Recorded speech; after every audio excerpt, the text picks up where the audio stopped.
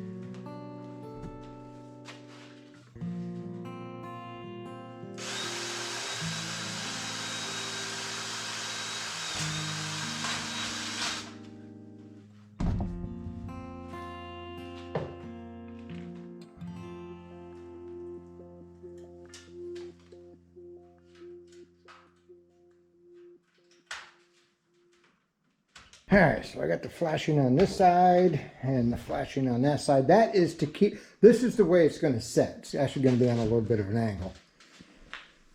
Probably 5 or 10 degrees. And it's going to rotate kind of slow. It's going to ride on these wheels. I got a mess of these wheels. So there'll be a box built around it out of 2x4s. And there'll be a wheel somewhere in this area. And somewhere in that area, same thing on the bottom. And that way I can adjust the tension, because you got to be able to get these in there. So I'm going to put all thread in there, and I'll be able to slide it in there and screw it down or bolt it down. So it'll be 2 here, 2 down here. Same thing on this end. And then on this one, there's just going to be, they're different wheels. There'll be 1 up here and 1 over here, because there's going to be a belt that goes around this. It's going to go up to that bar right there, which is going to get mounted. That's the motor that turns it. That came out of a treadmill, so I can adjust the speed with it. I got everything I need for that. So I'm running out of rivets. And the reason I put the metal there is to keep the dirt off the wheels that are on the bottom. So that'll keep the dirt off of them. Don't know if I'm going to put it here or not because the wheels are going to be on the top of this. Keeping it pushed down, the belt tension will keep it up tight. Like I said, it'll rotate, you throw dirt in there, the rocks come out the other end, and I just get a big pile of what they call loam or loom. And I need some of it, and there's nothing else to do. I mean, I can buy it, but you know, it's like almost, I think it's like $33 or $40 a yard. And, you know, it's not a lot of money, but when you need, you know, 10 yards, that's $300 to $400 when I can just make this when I need it. That's the thing. I'll be able to use this forever. So that's going to be it for this part of the project. Like I said, I've been tinkering with this at nighttime, and this is all the further I got with it. So I think it's a little over 4. Let's see, this is 4 foot. So that's another, what, 14 inches. So it'll work fine. Not sure which way it's going to go, but probably have this be the feeding end, and everything will come out that side.